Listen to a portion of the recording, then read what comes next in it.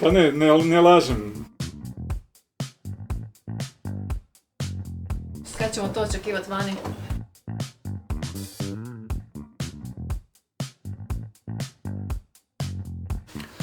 Dobar dan svima, dobrodošli u još jedan podcast knjižnice.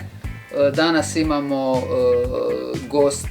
gost nam je profesor Đilto Gal, dragi kolega. Evo ja sam se malo pripremio pa sam pogledao tvoju biografiju. Dakle, profesor nam je rođen 1967. 5.5. bilo je lako zapamtiti u Zagrebu. Kao Karl Marx recimo. Da, opa. Završio školu u Zagrebu, završio fakultet PMF i već dugo godina nam radi od 90. Tu ćeš mi morati pomoći u našoj školi, 95. 6. Do 95. 95. Autor na mnogim udžbenicima, voditelj ŽSV-a, autor karata i još puno toga. Drag kolega, evo baš mi je drago da si nam danas došao. I evo, kratko sam te predstavio, sam možda nešto zaboravio pa ćemo onda malo... Pa sve otprilike, to što Super. si rekao. Evo ga, onda krećemo. Dakle, kad si osjetio ljubav prema geografiji? Pa evo, ljubav prema geografiji sam osjetio kao klinac, volio sam crtati karte, farbati kontinente i jako sam volio putopise, privlačila me posebno Južna Amerika, Inke, Maje, Asteci, sanjao sam o putovanjima i Kontiki mi je bio jedna od dražih knjiga, tako da ja mislim da se tu rodila ljubav za geografiju. Odlično.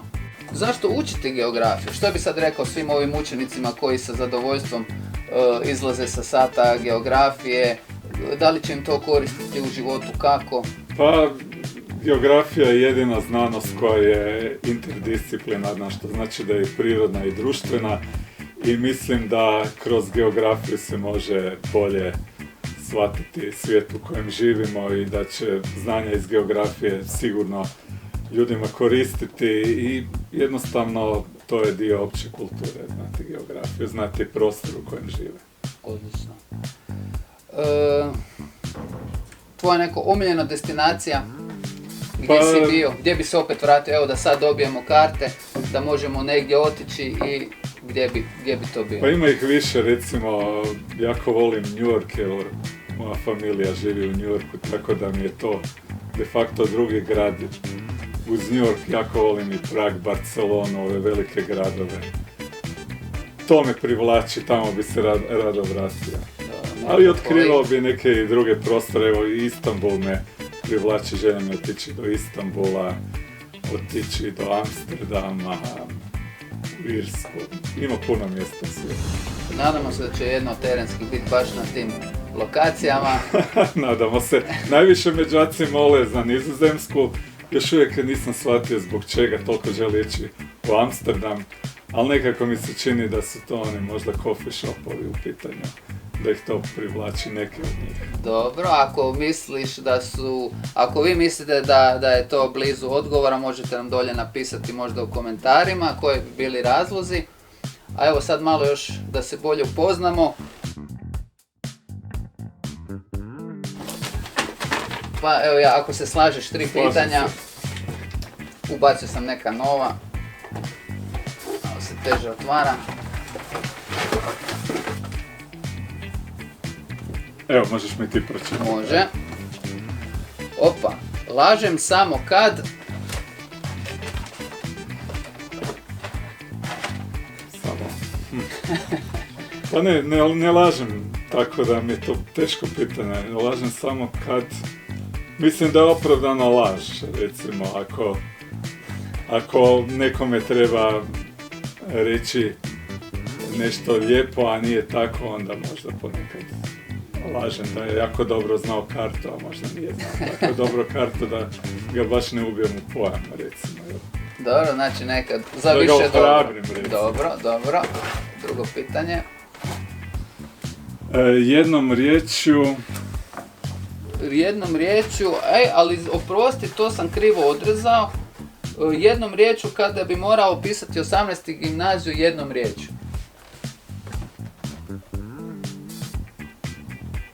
Toplina. Odlično, sviđa mi se, jako dobro. Evo i treće pitanje.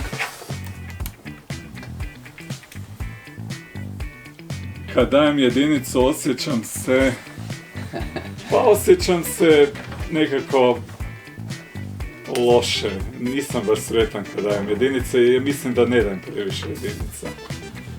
Ali ne osjećam se baš najbolje. Vjerujem. A da li nekom nekad s guštom stisneš jedinicu zato što evo sad baš kad nisi radio? Pa sad, ponekada stvarno ali... Kad misliš da je zaslužena? Da, kad mislim da je zaslužena, ako neko stvarno nikako ignorira predmet, ne nosi atlas, nema pojma o poznavanju karte, ne uči, onda se ne osjećam baš toliko loše. Onda mi je malo drago ponekad. Dobro, ima svakakvih pitanja za peticu, za jedinicu, za ovo, za ono. Ok, mislim da je set pitanja bio zanimljiv.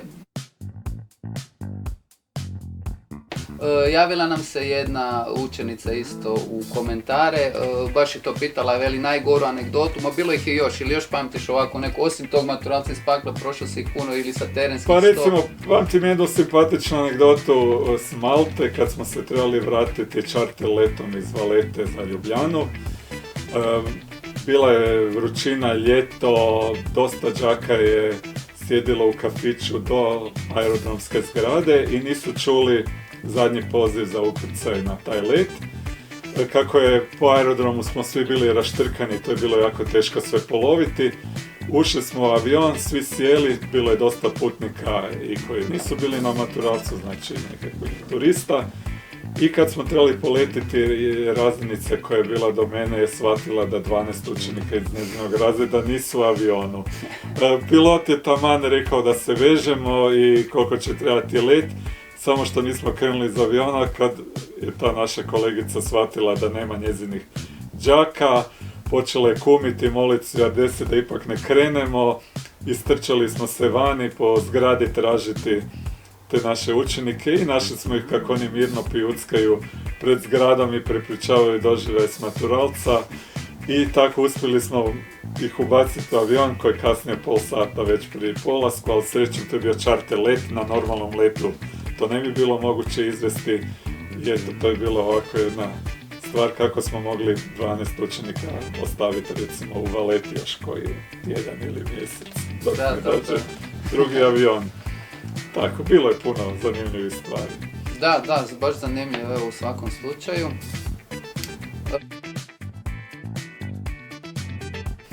Spomenuo si COVID, 2020. u 2-3 riječi. Pa evo, tužna godina, prvi put da ne putujem, da u 2020. nigdje nisam išao na nikakvu terensku.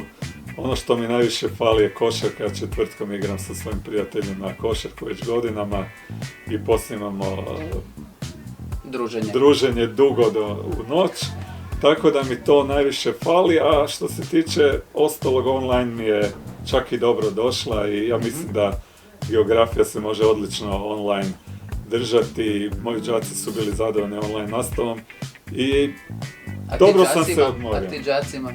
Ja sam sa đacima bio zadovoljan i oni sa mnom, dobro sam se odmorio za vrijeme covida i nije mi tako bilo loše, mogu reći. Evo, ja sam jedan od pobornika online nastave, ali to zavisi od predmeta do predmeta. Geografija se može online odlično predavati.